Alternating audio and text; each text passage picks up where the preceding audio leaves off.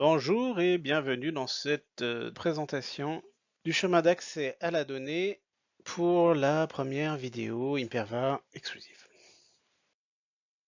Le chemin d'accès à la data.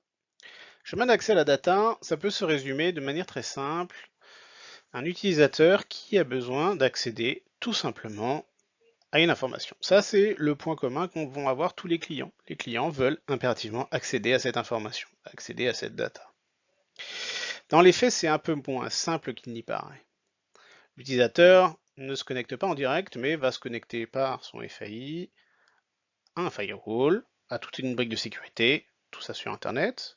Puis du firewall, il va être connecté à une application, un site web, via des mécanismes internes de protection, les IPS, DS, etc. Éventuellement, on va avoir un reverse proxy qui va être terminaison, déchiffrement SSL, etc. Et puis enfin, cette application va être connectée directement à la data au travers du LAN. Ce chemin d'accès à la data est plus représentatif de ce qui existe vraiment dans la vraie vie. Le souci, c'est que cette sécurité de base qu'on pourrait avoir ne suffit pas à garantir la sécurité de l'information. Des bad bots, des mauvais utilisateurs existent et peuvent eux se connecter au même titre qu'un utilisateur peut se connecter au travers d'un FAI ou directement au travers de l'utilisateur pour accéder à cette information. Pour se protéger de ce cas-là, on peut mettre en place un reverse proxy en mode edge qui va prendre les requêtes des utilisateurs et les router à la place.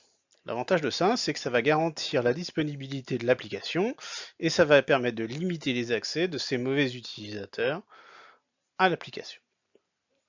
Malheureusement, ça ne suffit pas. Des mauvais utilisateurs et des mauvais usages existent aussi en interne. Pour limiter l'accès à l'information et au site de ces mauvais utilisateurs et de ces mauvais usages, il est impératif de rajouter des briques. La première brique qu'on va pouvoir ajouter, c'est la partie gateway. La partie gateway en interne permet de limiter les accès à l'application depuis des postes qui ne viendraient pas forcément d'un puits internet, comme des gens qui seraient directement dans le LAN ou directement depuis la DMZ, tout en protégeant le site web. Ça, c'est la première chose. Deuxième chose, c'est que la partie gateway va amener plus de fonctionnalités que la partie edge standard. Au même titre que la partie Edge, elle va permettre de router tout simplement en mode reverse proxy le flux applicatif, que l'on vienne du firewall ou que l'on vienne d'une information interne directement vers l'application. La deuxième brique qu'on va pouvoir ajouter pour lutter contre ces mauvais usages, internes ou externes, c'est la partie RASP. La partie RASP permet de rajouter une fonctionnalité qui permet de contrôler l'activité dans l'application. C'est un outil indispensable pour lutter contre les zero day, parce qu'il permet de vraiment verrouiller l'application directement, rajouter de la sécurité dans le code de l'application. Dernière brique indispensable à cette sécurisation de la data, la partie DAM. La partie DAM permet de contrôler l'accès et l'information qui est fait au niveau de la database. En auditant et en vérifiant l'information, on arrive à contrôler et à bloquer les actions malveillantes. On a rajouté pas mal de couches sur cet flux applicatif de l'utilisateur à la data. On a besoin de gagner un peu plus en visibilité.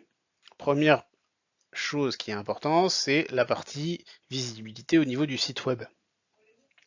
Attack Analytics permet d'avoir une visibilité à la fois sur la couche Edge et la couche On-Premise, permet de consolider et d'avoir une visibilité sur l'activité sur le site web et l'activité malicieuse qui pourrait être bloquée et qui est bloqué via les outils de sécurité. L'idée, c'est de limiter au maximum le temps consacré à la sécurité pour faire un gros focus sur réellement les problématiques de sécurité qui existent.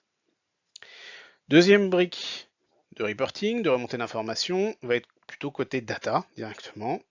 On va pouvoir faire une corrélation entre l'usage qui est fait au niveau de la partie web et l'usage qui est fait au niveau de la database. Et au travers de Data Risk Analytics, c'est en capacité à voir les utilisateurs qui exploitent des services de manière négative et d'avoir une visibilité globale sur qu'est-ce qui est fait au niveau de la database.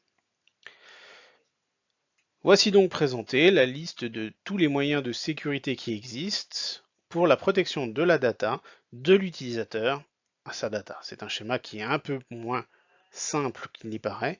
en opposition au schéma de base qui est utilisateur data.